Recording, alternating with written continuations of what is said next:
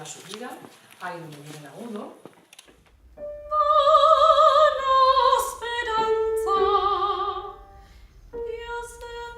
Ahí es io, en italiano.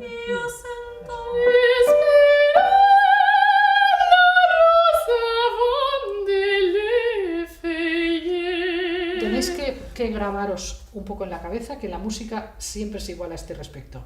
Nunca es re, sino reste d'amorame.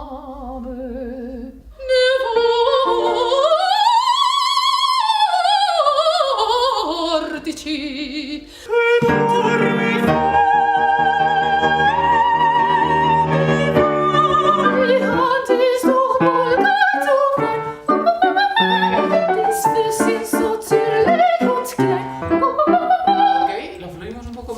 Vale, pero ahora estaba bien planteado. Hattest du wohl gehabt, mein Gott, dies Füßchen so zierlich